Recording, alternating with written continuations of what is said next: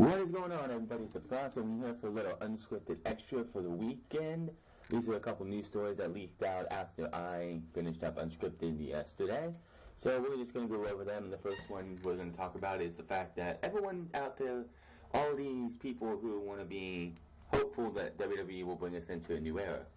And that the new era is going to be, great matches, fresh faces. Why are we getting Jeff Jarrett to wrestle on Monday Night Raw? New era, huh?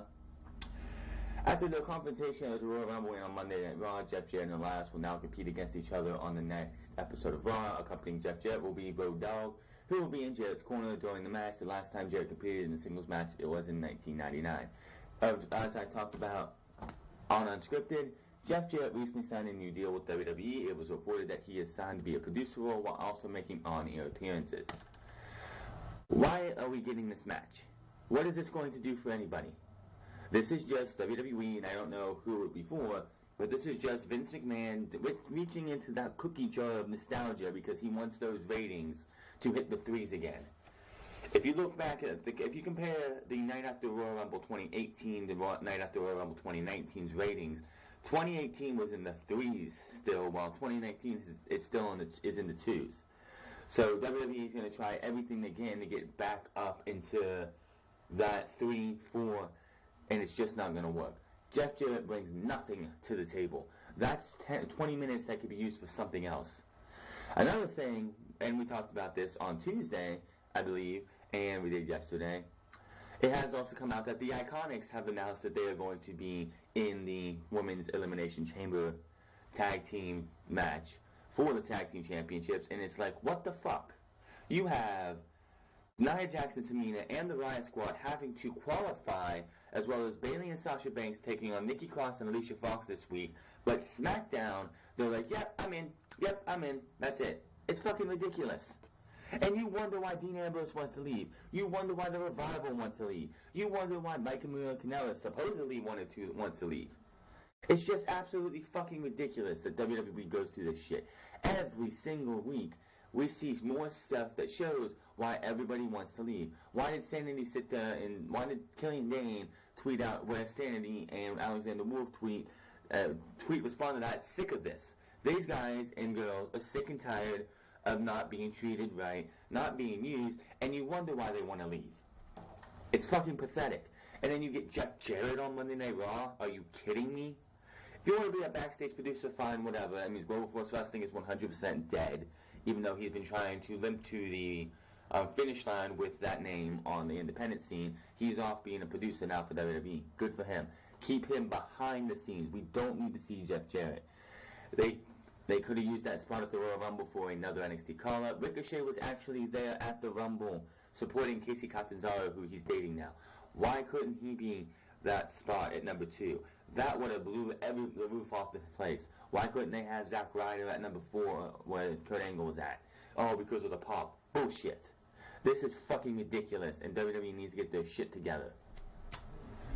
Speaking of things, the clock past midnight on February 2nd, 2019, officially upon us, Kenny Omega's contract with New Japan Pro Wrestling is now complete, and he will be recognized as a free agent. Omega's next move is not confirmed, according to Dave Meltzer on the Wrestling Observer Radio. Omega has already turned down a deal from WWE and is expected to sign with All Elite Wrestling. Omega is close friends with wrestling stablemates with AEW Vice Presidents Cody Rhodes and the Young Bucks. Rhodes is well aware of how in demand Omega is for the pro wrestling world. I'm pretty sure even Ring of Honor and Impact Wrestling, which Impact Wrestling got him and was so close to getting Omega and Jericho until All Elite Wrestling became a thing. They were just a signature away from getting them, and then AEW happened. And he recently mentioned such on the Breaking Kayfabe podcast. He says, and I quote, "Kenny's a free agent and not arguably genuinely, he's the hottest free agent in the world," Rhodes admitted. "One thing I really like about the group of friends in the Elite is no matter what he decides to do, if he decides to go to WWE, if he decides to go to AEW, if he continues to only do New Japan Pro Wrestling, he's still part of the Elite. And everyone supports whatever decision that he makes. I obviously want him to want to be a part of what's happening because who am I kidding? I'm late to the party that is the Elite. I got added in phase 2. He's an original Power Ranger. if that makes any sense. And I'd really like him to join us, but time and what's most important will kind of be factors there. Money is one thing, creative freedom is another. That one right there. Money is one thing, but creative freedom is another. Why he will not be coming to WWE is creative freedom. Why do you think Dean Ambrose wants to leave? He's creative frustrated. He doesn't want to do this hokey shit that they make him do on a constant. Hokey shit is going to get a lot of people to say, well, I'm out of here. Why do you think Hideo Itami is getting his release? Because he is tired of being creatively frustrated. JR has mentioned on his podcast multiple times, there are two things that drive morale and people's passion for the business: cash and creative. Cash is not the problem. Money is not going to be the problem in WWE, New Japan, even Ring of Honor, or AEW. It's going to be creative freedom. Ring of Honor lets you do, I don't know exactly how creative freedom they have, but I'm sure they have tons more than WWE. WWE, since they won the Monday Night War, has started to stifle more and more and more. They script almost every one of their promos. They make everyone walk on eggshells. If you have an idea, you can hand it to them on a piece of paper and they'll just put it in the paper shredder. You can't do shit there after NXT. NXT, I believe, has more creative freedom than the main roster. People like Sasha Banks says she wishes she could go back to NXT because she was more creatively free down there. She got to do more of what she wanted to do. This is why Kenny Omega is not coming to WWE. And do you blame him? No, I sure as hell don't. One possible hint of Omega's next move may have been included in the latest edition of Being the Elite YouTube series. On episode 136 of Being the Elite, ended with Matt Jackson talking to an unidentified person on the phone. They started to do their outro, the cross-chopping those two do, and then it did a record scratch, and it went to the phone thing. It was teased that this person is actually Kenny Omega. As Matt said, it was funny that people thought he would be there before saying he's happy that the person found their phone. Omega lost his phone in the last episode. The image cuts to a red phone where the timer is actively counting down. The timer says 9 days, 19 hours, and 5 minutes, which is presumably the Double or Nothing ticket announcement party on February 7th at the MGM Grand Hotel. That is 9 days from when the episode aired. A press release sent out earlier this week by AEW management confirmed there will be indeed new members of AEW's roster announced at the Double or Nothing ticket announcement party. An excerpt from the release reads, Cody Rhodes, the Young Bucks, Randy Rhodes will reveal spectacular new signings, exciting new partnerships, tickets on sales, information, and surprising guests. Whether or not Omega is the special guest as advertised for the event, time will only tell. In a recent discussion with Warm-Up, Omega admitted that he needed quality time away from wrestling in order to refocus himself. He is no rush to return to the ring, but claims that he will be back very soon. I think a week and a day would be good for him. For 2 days, I should say. I kind of went a little dark. I went off the grid. Omega said, I really need to take some time off, both just to relax physically and mentally. There are other personal projects that I'm working on that are barely related to wrestling, so I can take my mind off of what I do in the ring and focus on those things. Everyone is wondering what my next move may or may not be. I really need this time to step away and not worry about when my next match will be. I am in no rush, really, to get back in the ring, but of course I will be very soon. There will be developments and announcements soon, I'm sure. He's going to be in All Elite Wrestling, and I would be shocked, absolutely shocked, if he's not at that Double or Nothing rally. Which, if he's signed by if he's at the Double or Nothing rally, then we know that Kenny Omega will probably be in the main event of the Double or Nothing pay-per-view. I expect at this Take It Announced party 1 to 3 matches announced for the show. At least 1 or 3 matches, maybe just the main event. We get the main event. I don't think the AEW World title will be introduced yet. I don't think we'll have any titles introduced yet. They're still building their roster. It would be nice to see what the titles would look like, but we still have to wait. I'm honestly thinking that we're going to see, when they get to their second show in Jacksonville, which we don't know when that's going to take place, that's when we're going to start hearing more about the titles. Maybe by the time we get to Jacksonville, we will have more information on what the titles are going to look like, the TV deal. I don't expect the TV deal to be at this show, period. Speaking of current signings, Pentagon and Phoenix are AEW bound. these guys have been on WWE's radar for so long, and WWE has been wanting to sign Pentagon Jr. and Rey Fenix for NXT. And all I gotta say is, even though I would love to see these guys at NXT, thank God they're not going to WWE, because outside of Lince Dorado, Kalisto, Rey Mysterio, and Grand Metalik, WWE has a tendency to take luchador superstars and have them remove their masks to have them be full, because they want to see your face. I mean, look at Andrade Cien Almas. Andrade Cien Almas was a luchador with a mask, and they had him go and do a mask versus mask match to lose his mask. Sami Zayn was El Generico, and they had him remove his mask, even though he's not an official luchador. It was his gimmick, and he had to let that go, even though he tried to fight tooth and nail to get that gimmick over to WWE. They just wouldn't let him. So Pentagon and Phoenix, I think, are great that they did not go to WWE, because we'd probably see a maskless Pentagon and Phoenix in WWE. Then Lucha Bros.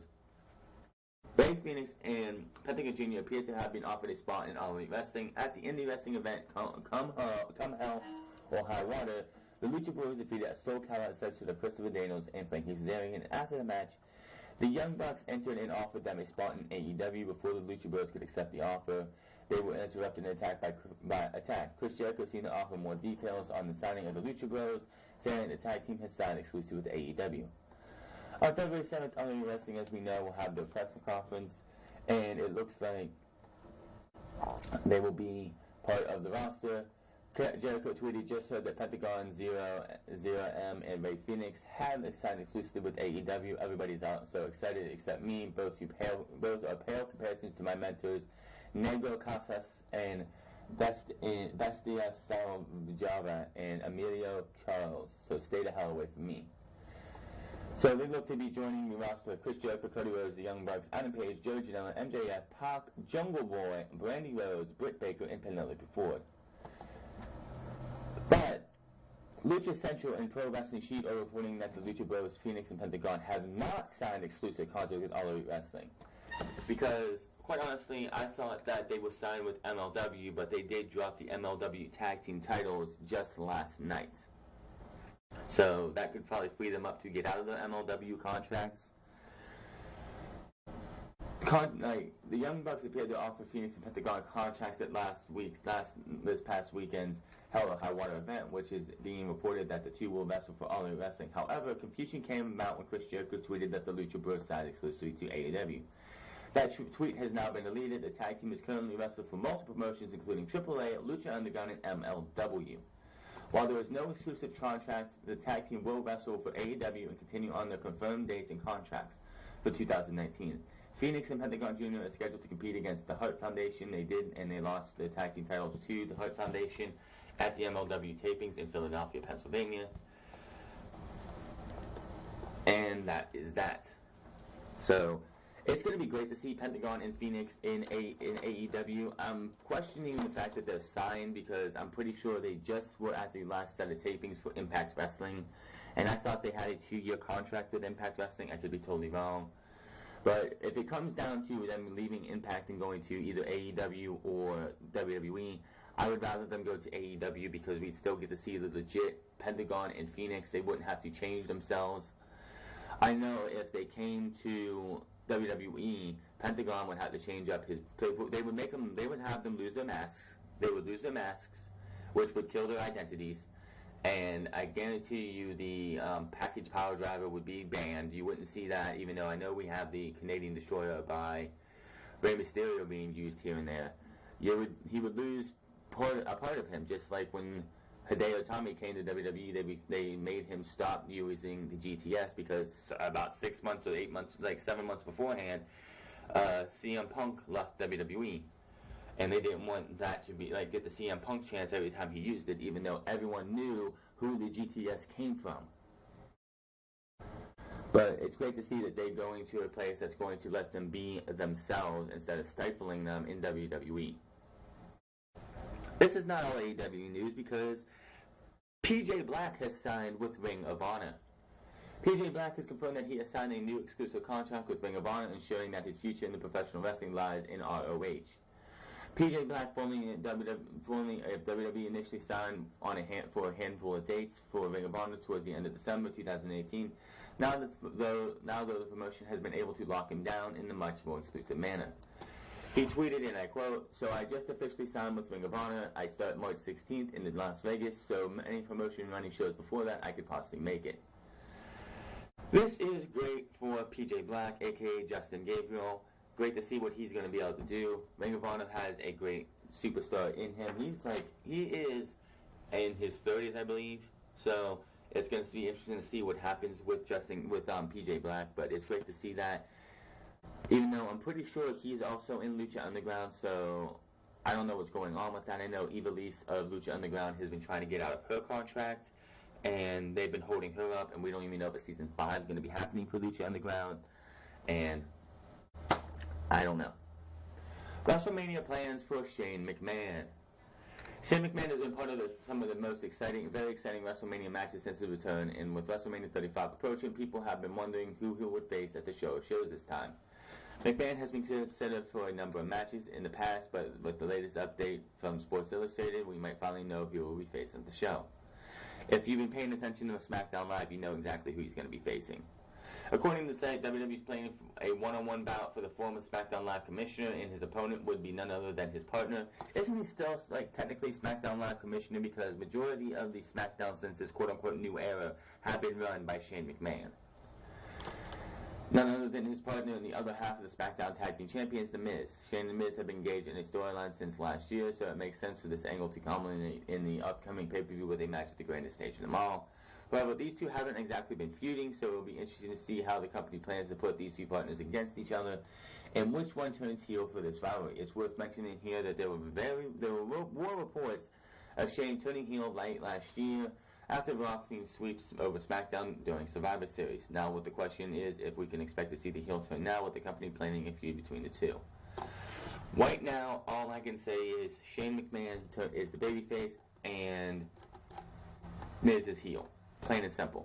There is no reason to see The Miz as a babyface. I cannot stand to see Miz as a babyface. They tried this, 7-8 years ago, when The Miz turned heel, babyface. He got the figure 4 from Ric Flair, and he was supposed to be this big, huge babyface, and it just fell flat. Miz is special, as great as a dick heel.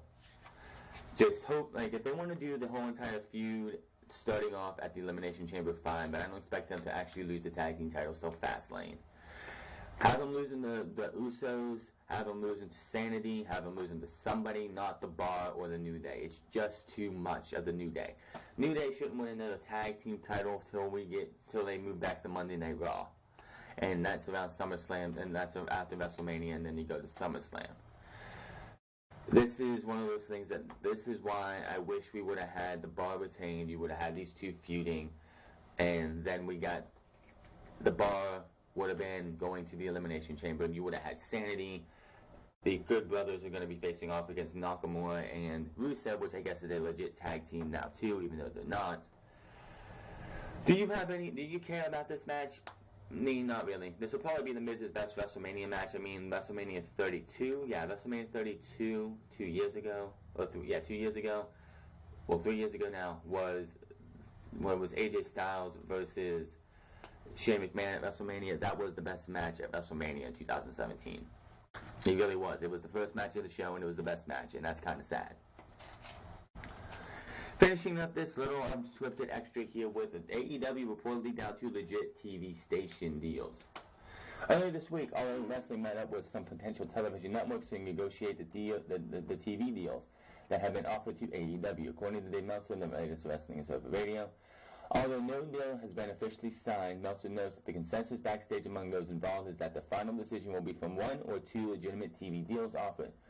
So legitimate, in fact, that Meltzer claims it is the best TV deal any non-WWE wrestling show will have secured since WCW days.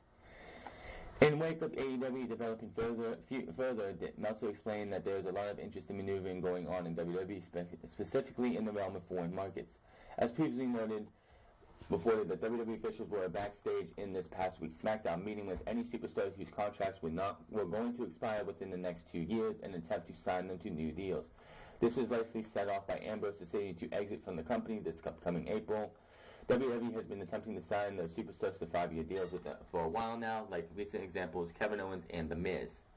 February 7th will be the announcement party, and exciting new partnerships will be interesting. Tickets and on-sale information, surprise special guest. It's going to be if you're tired of hearing about AEW, you do not want to be watching any podcast pretty much on YouTube unless there's somebody talking shit on AEW that says, you know what, I will talk about AEW when they become a legit thing. This is legitimate. You have WWE running around with chicken like their heads cut off, trying to sign superstars who have contracts coming up in the next 2 years to 5-year deals. Why would WWE be doing this if AEW wasn't a big deal? If this would have been last year, Dean Ambrose is like, you know what, I'm leaving WWE, I'm going to not re-sign my contract and I'm going to leave. WWE wouldn't care. They'd be like, he'll be back. He's got nowhere to go. He's not going to want to, he'll leave, but he'll be back within a month or two.